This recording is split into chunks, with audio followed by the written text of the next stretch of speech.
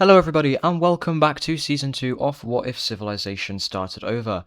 We are now on the third episode of this series, and in the previous episode we saw quite a few things happen. We mostly did focus on expansion, exploration, and actually some more countries popping up as well. So, we saw our first countries pop up over here in America. These guys, they are new, and we have a pretty large one up here. We'll have to see how these guys do, if they are stable or not. And there are two small sort of rival ones down here. Over in the Middle East slash the Mediterranean area, we saw a bunch of wars. We saw some wars over here, we saw some wars down here, overall just a lot. Over in the Chinese region, this country down south split up, and the green and the blue guys expanded a lot, with these guys actually discovering Korea, and we got Aboriginals. So, yeah, that's a new sort of area. But I really hope you guys will enjoy this episode. Like always, if you do have any suggestions for the series, please be sure to comment them, and let's get straight into it. So, we're actually going to be starting off over in East Asia. So, in the last episode, a lot of exploration and expansion happened, and we are going to be continuing on that. As we see the full Korean peninsula be explored, and with the expansion of, trade ships and all that stuff going along the coast, we actually see Taiwan and parts of Japan be discovered. However, these places, they are not very well charted yet, so they don't really know what's going on there. However, we do have something pretty large happen. In the south, we actually have a very big group decide to migrate because they have different ideals than this Chinese group, and they have heard rumors of very fertile lands over in the west. So we have this group leaving.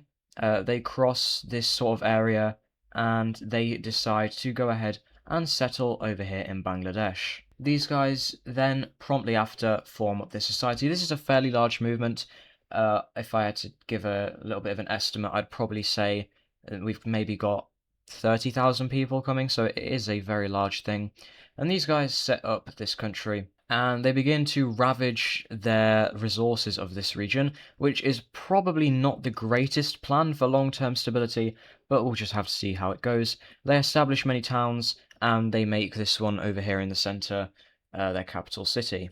They do then proceed to explore a little bit more around. However, they mostly just do stay in the area because compared to other populations, they don't have many, so it's kind of a little trickier to explore and spread around. But yeah, that is what we have here. Since there isn't anyone, kind of here that's, got agriculture or anything going on, I'm just going to say that we have some more people move in, and this area begins to become more known. People set up farms and stuff here, so that does provide a little bit of connection with these guys and the Chinese countries. Speaking of China, or Blue China, we have them furthering their conquest of Korea, taking over all of this land south of this river over here, and we also see them continue to expand further up north, taking over this huge chunk of land, even heading up to Shandong, and expanding south just like so. In the southern regions, we actually see this beige country begin to colonize Taiwan, which is good for them because they are squished right now. They do move in a little bit, and we see this purple country expand too. Now, you might be wondering, why am I not referencing these guys?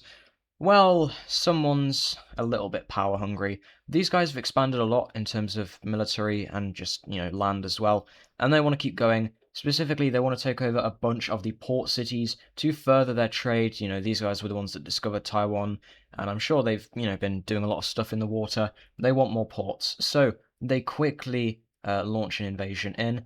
We do have this province over here, or province region, I'm not sure. It kind of just falls over to these guys. These guys don't really care because there was nothing going on here anyway.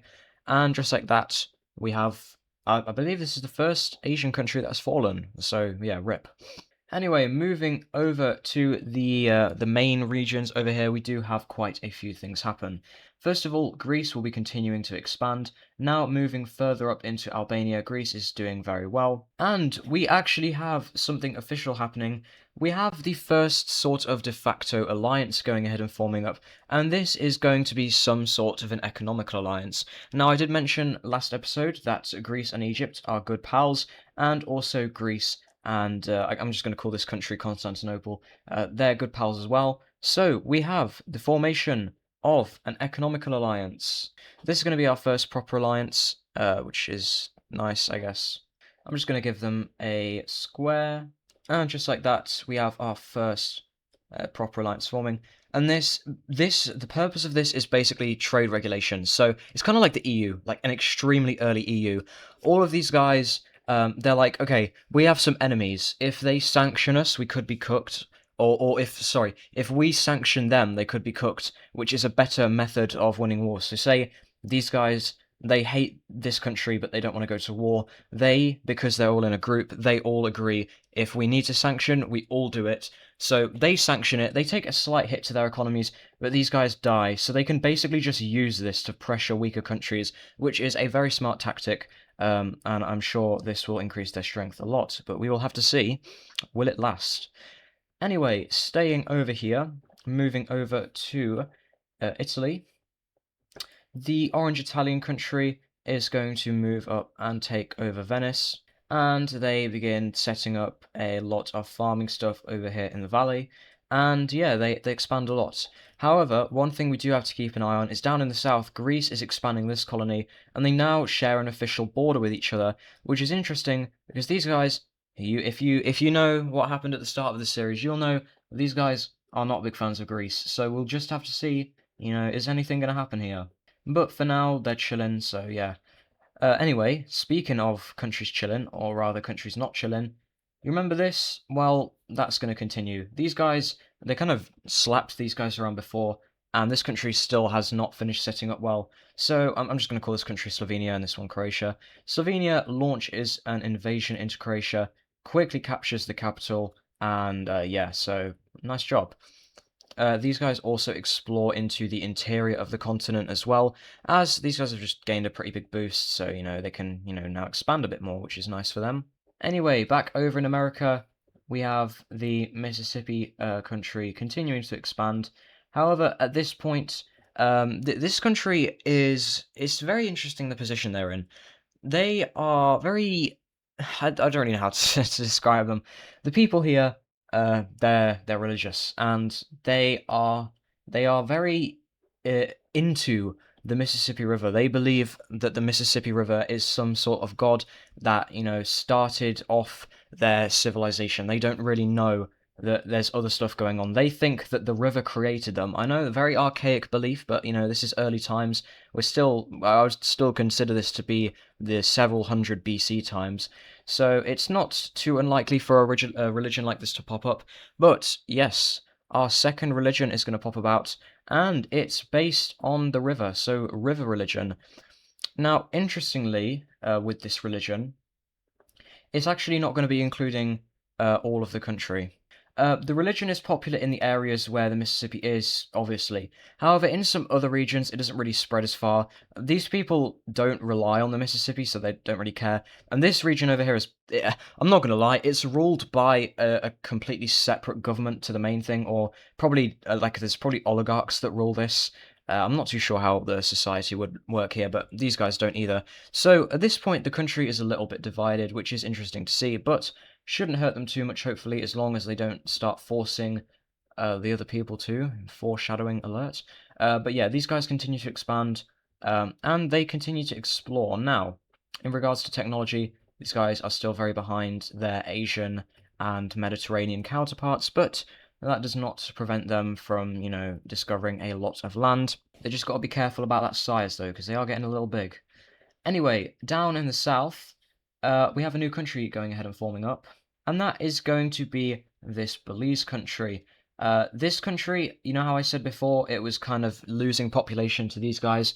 Well, the issues that have caused that population loss are still going. This country is run horribly. The leader's selfish, and, well, the generations of leaders, obviously, because it's not going to be that same leader.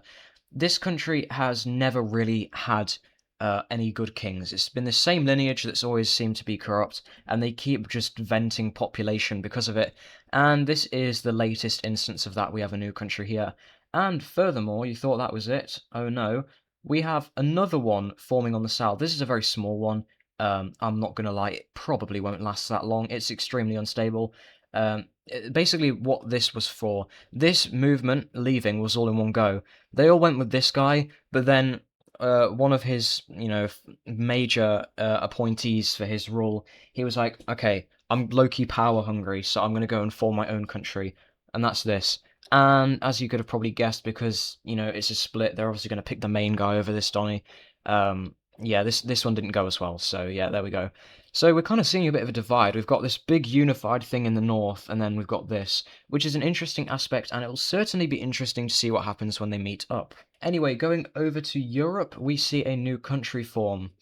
We have the Crimeans expand, and then they start expanding too much, and then all of a sudden, the Moldovan people that are here, because there are kind of ethnic tribes here, that they're taking over to get this land.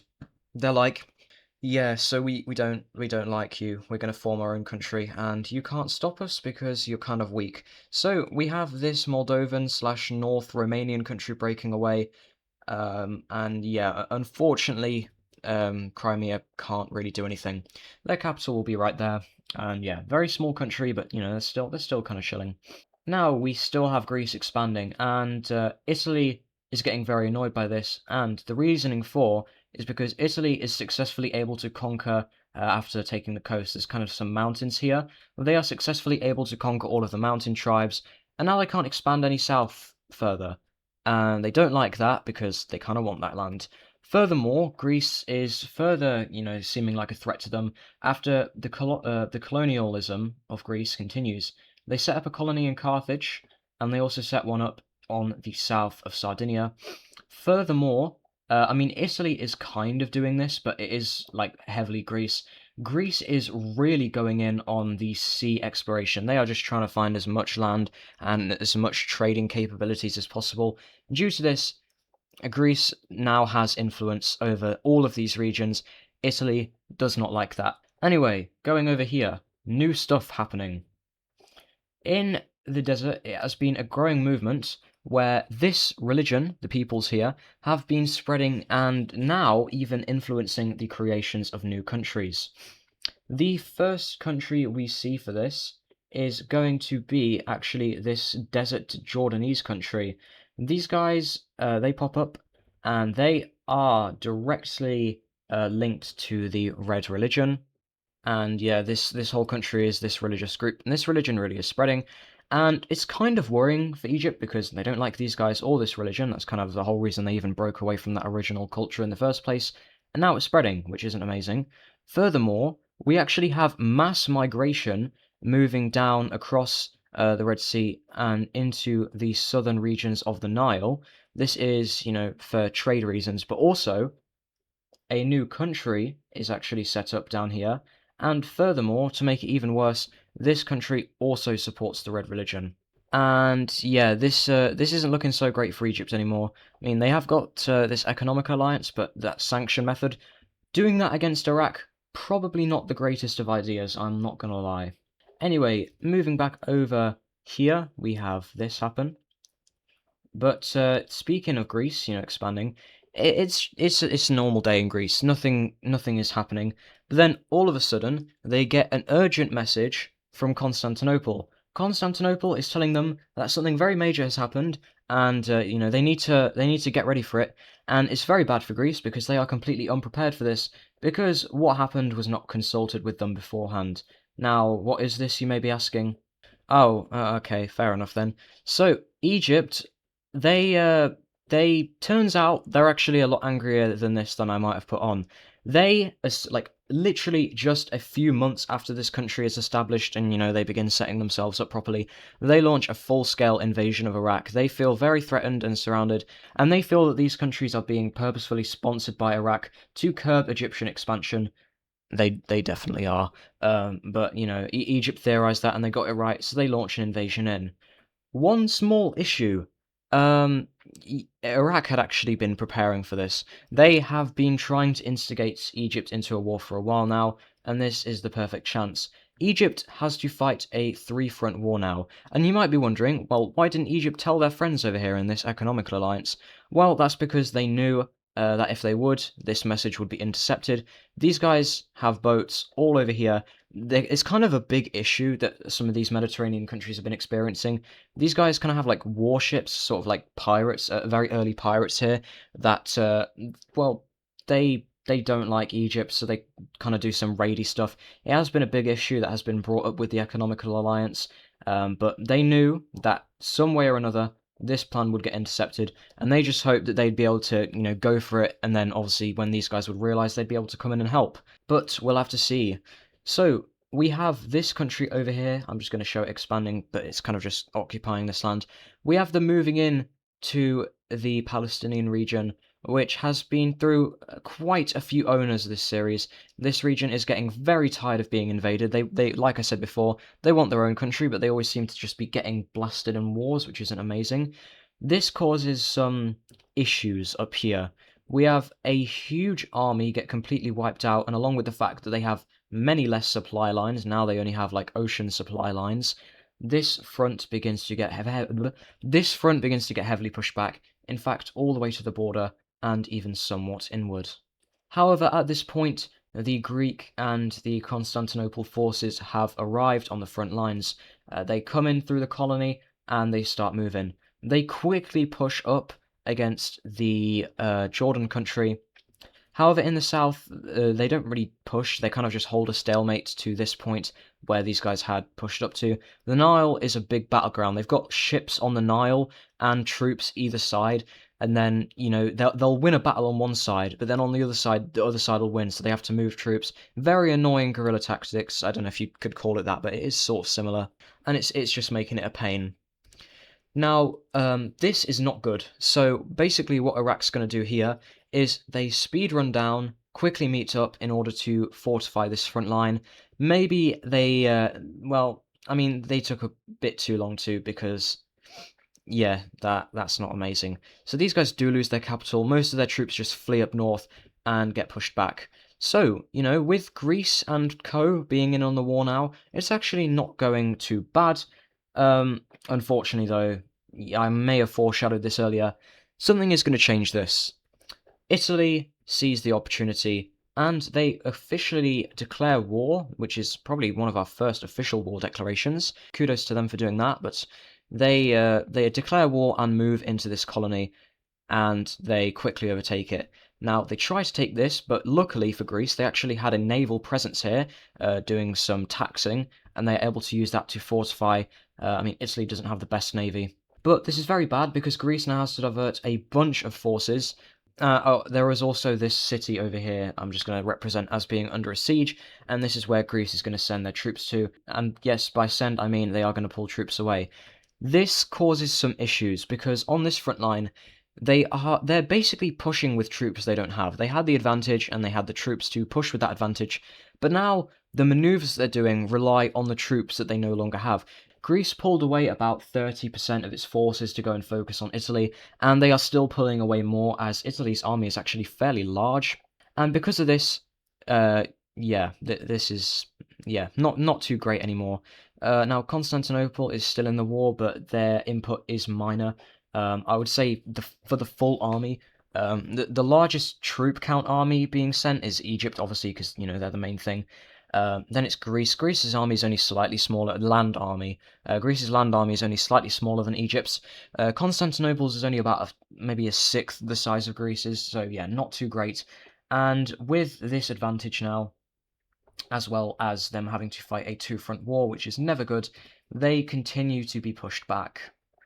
And it's at this point where something really bad is going to happen, that, probably is expected, but it's going to officially happen now. And that is, we finally have the peoples who are living here who have been continuously subjugated by foreign powers break away. I'm going to call this country Israel just because it kind of resembles Israel a bit more.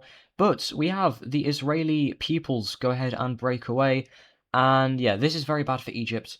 And we actually very cleverly, because they don't feel like fighting this, we actually have Iraq agree to terms with this country. And that's great, because then they, don't have to fight them, and they get this extra support. This also leads to the revival of this country, which I'm just going to colour in as the Israel invasion colour. And with this happening, way more troops have to be sent up here, and because of this, the front line down here just gets tumbled. Yeah, very bad.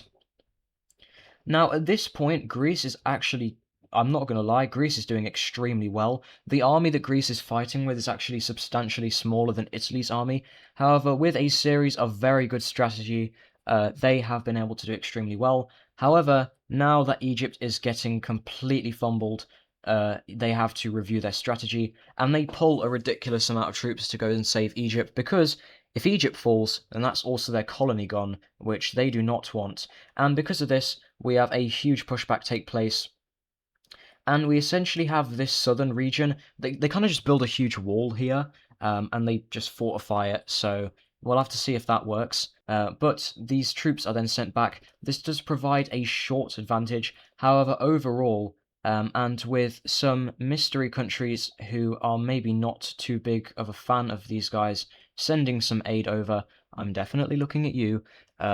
Yeah, not good. Very, very not good. We have the Iraqi, Jordanese, and Israeli forces quickly move in, and they meet up with this river, which is, I don't know if this river is I didn't make this river map. Um, I just traced it off an existing one, so I think that's showing the Suez Canal, but I guess it's lore accurate that there's a river here. But yeah, we have the Sinai Peninsula fall over, and unfortunately for Greece, before they can send many more troops over, they kind of realize, yeah, not going super good. We have a lot of this southern region where a lot of population actually is be captured, and because of this, they are going to go ahead, and when I say they, I mean the Economical Alliance is going to agree to peace terms with Iraq and their allies, and we can now take a look at the first major peace treaty. So this is the agreement that we see these guys come to. There is quite a bit to break down, and there were some compromises made, which is why you might be surprised that Egypt is still in the state it is in, but we will be speaking about that in a second. Let's first talk about the land gains. So, Italy is able to fully gain this area. It was kind of agreed upon that they won this sector. Greece wasn't too bothered about it. Their main colonial ambitions are now heavily on this region over here, but that is still a decent loss for them. Over here, we have Iraq finally gain access back to the Mediterranean. This is a huge win. They gain a bunch of land, and there are several major cities over here, which is very big for them. Jordan expands slightly. We have the formation of the Israeli country proper. A bunch of the Nile is given over to Sudan. And I believe that that is actually it for the land changes. Now, about the compromises. So, why is Egypt still in this state? Well, first of all, the agreement was Egypt would leave the Economical Alliance. Now that's big, because, that kind of ruins Egypt there a little bit and puts them under threat of sanctions, which before they would have been way less susceptible to.